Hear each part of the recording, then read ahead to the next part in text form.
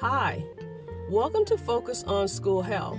Today's topic is Focus on Heart Cardiac Conditions. The categories of discussion include 1. Medical Action Plan, 2. 504, 3. PE, 4. AED, 5. Project SAVE, 6. CPR and first aid training, 7. Reference websites, 8. Reference manuals, 9. Grassroots organizations, 10. Social media. The first category is the Medical Action Plan. A disclaimer is possible. The medical provider may provide a medical impairment form provided by the local school system. I found an example of a cardiac medical action plan. The information is in the description area. The action plan may include the following categories. It'll start off with student demographics, such as name, date of birth, parent guardian information, and contact information, especially for emergencies. Next, physician information. Physician treating the student for the cardiac issue. There will be requests for phone number of the physician and any other physicians providing care. Next is the diagnosis information. For example, the cardiac diagnosis, describing the student's cardiac diagnosis and disability, any cardiac warning signs and symptoms, and the last cardiac event. It may also include information about cardiac surgeries, special equipment and activity restrictions, and are there any internal or external equipment that the school needs to be aware of. Next, there will be requests for additional description, and there is a note that the parent is responsible for providing supplies and equipment. Next, there will be question, is the student allowed to participate in physical education or other activities at school? Then it will move on to medications, including information such as dosage, route, time of day, side effects, special instructions. And here's a disclaimer. You need to consider the local school system policy regarding medication during school hour forms. Category 2 is 504 Accommodation Plan. I'm going to reference examples from a Children's Healthcare of Atlanta, that is CHOA, C-H-O-A, Pediatric Health Transplant Accommodation Plan. Be sure to consider the areas mentioned in the Cardiac Action Plan and or school system medical impairment form when creating the 504 Accommodation Plan. Here is a direct quote from Heart Transplant, an overview for school health professionals. Heart transplants can be necessary for children with cardiomyopathy, severe coronary artery disease, and genetic or acquired conditions that affect the heart.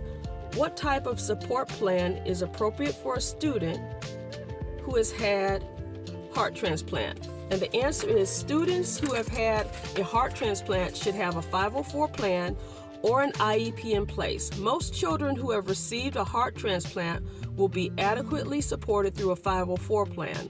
All teachers who provide instruction for your students should be made aware of these accommodations. What accommodations are necessary for a student who has received a heart transplant? 1. Following a transplant, student will be on medications that suppress the immune system and make the student more at risk for infection.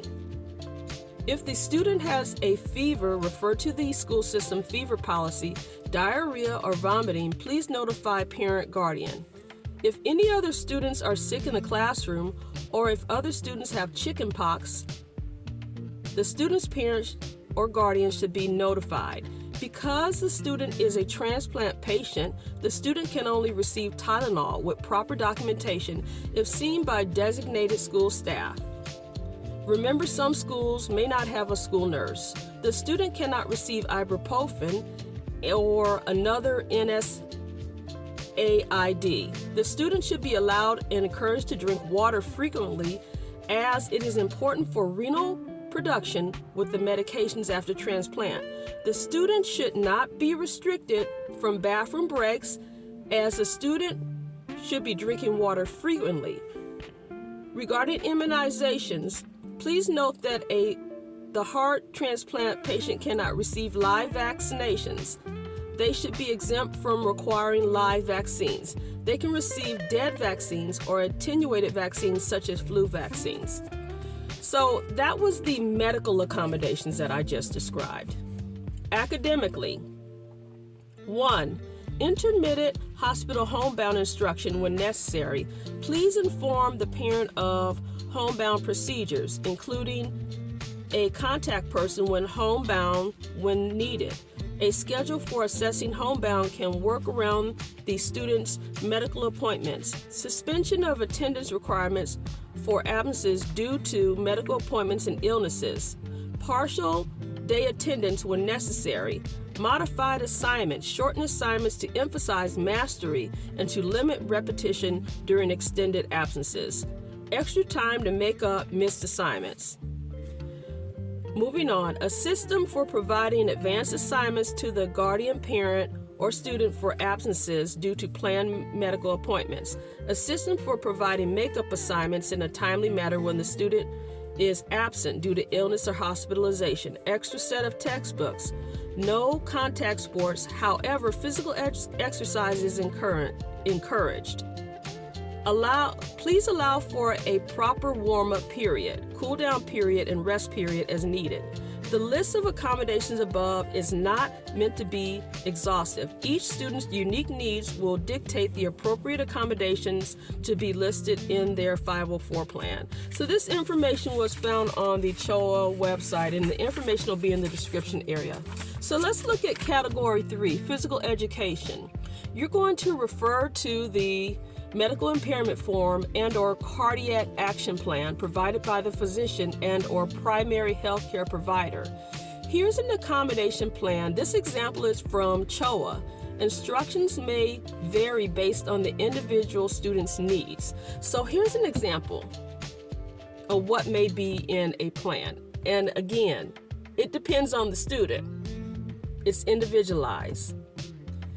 For example, no contact sports. However, physical education exercises encouraged. Please allow for a proper warm-up period, cool-down period, and rest periods as needed. That's an example. So here's category 4. AED, automatic external defibrillator.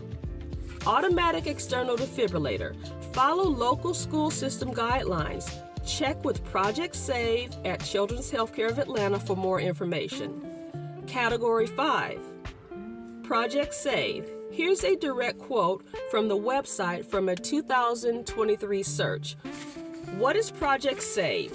On average, 1,000 people a day in the U.S., including some children, experience sudden cardiac arrest. The Children's Healthcare of Atlanta Heart Center started Project SAVE, which stands for Sudden Cardiac Arrest Awareness Vision for Prevention Education. It started in 2004 with the mission of preventing sudden cardiac arrest in children, teens, and young people in Georgia communities. Since the program's inception, Project SAVE has saved more than 125 lives, brought automatic external defibrillator, AED, and cardiopulmonary resuscitation CPR training to every county in Georgia, awarded more than 1,450 heart-safe certificates to schools across Georgia, helped one college campus, Georgia Gwinnett College, become heart-safe. Category 6, CPR first aid training. Check with the American Red Cross and American Heart Association for classes in your area. Keep a list of those CPR and first aid trainings at the local school. Category 7, reference websites. For more information, check out the following websites: Project SAVE, Children's Healthcare of Atlanta, National Association of School Nurses, Georgia Department of Education, the School Nurse Exchange. Category 8, reference manuals. Also check out the following manuals: Emergency Guidelines for Schools and Childcare Facilities by Missouri Department of Health and Senior Services, Bureau of Community Health and Wellness. And Children's Healthcare of Atlanta School Health Manual, Chapter 2, Injury Management and Emergency Medical Concerns, and Chapter 5, Chronic Health Conditions. Category 9, Grassroots Organizations. Also look into grassroots organizations such as Parent Heart Watch. Their website is parentheartwatch.org. Category 10, Social Media. Several of the organizations I mentioned have social media presence on YouTube, Instagram, Facebook, Twitter, LinkedIn, and various podcast platforms. That's it for now. Be sure to check out the description area for reference information and other information.